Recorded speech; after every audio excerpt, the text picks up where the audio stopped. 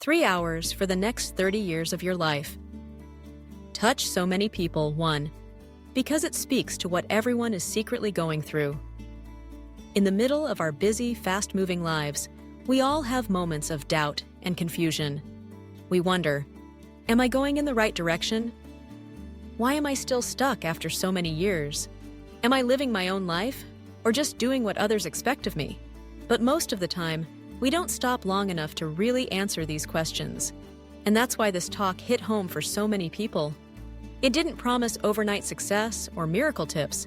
It simply offered something we all crave: a pause, a mirror, and an invitation to choose a better path. 2. Because the speaker is brutally honest and deeply human. He doesn't come off like a guru or motivational coach. He speaks like a friend who's been through it: the confusion, the fear, the frustration of feeling lost despite working hard.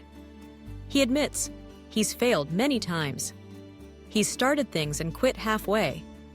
He's doubted himself more times than he can count. But he also shares something powerful. He didn't give up, and that's what makes the message believable. 3. Because it reminds us that change doesn't have to be dramatic. It just has to be real. We often think we need some big turning point to change our lives: a new job, a new place, a big win. But the truth is, real change often starts with something small, like spending 3 quiet hours to reflect honestly on your life, write down your real goals, face the truths you've been avoiding. That might not sound like much, but if done with honesty and intention, it can change the direction of your next 30 years. 4. Because it gives people back their power. The world often makes us feel like we're behind, like we're not enough. But this talk reminds us, you are allowed to start over. You can reinvent yourself at any age. You don't need anyone's permission to change your life. The next chapter of your life doesn't need a lucky break. It needs your decision. Because it doesn't just talk, it moves people to take action. After watching the talk, people didn't just feel motivated, they felt seen. More importantly, they felt ready to do something about their lives. Some started journaling, some sat down with themselves for the first time in years. Some finally made decisions they'd been postponing for months. Because sometimes, all it takes is one voice that says, "You're not too late. You're just one honest moment away from a whole new path." If life is a long journey, then 3 quiet hours to sit down, reflect, and reorient might just be the greatest gift you ever give yourself. Not everyone pauses in the chaos of life to ask, am I living the life I truly want, or just surviving in the life others expect of me? And fewer still are brave enough to face the answer. 3 hours for the next 30 years isn't just about time. It's a light to guide your inner compass. 1. Life is not measured by giant leaps, but by small, quiet steps. At the beginning of the talk, the speaker doesn't glorify success as something far beyond our reach. It's not about overnight achievements or lucky breaks. Sometimes, those who make it are simply the ones who didn't give up. They're just like you, tired, confused, full of self-doubt. But when life screamed, "Give up, it's not worth it," they whispered back, "Just one more step." That's the power of consistency. That's the quietest, yet boldest, kind of victory. 2. The difference is never in knowing, it's in doing.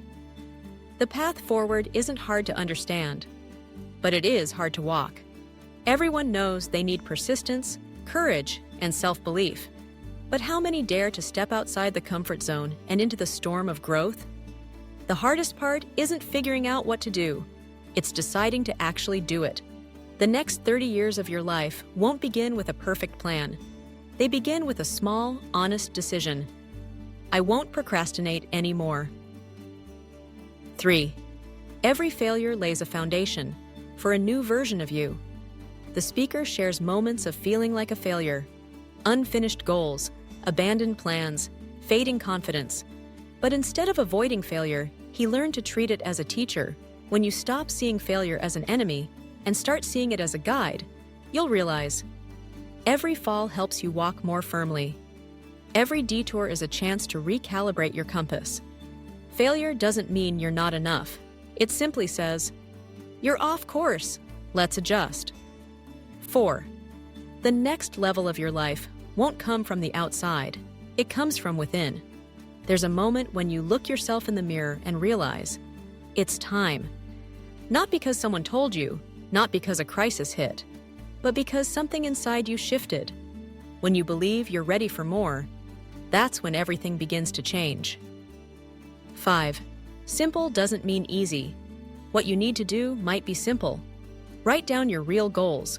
Wake up 1 hour earlier. Start over, even when nothing feels certain.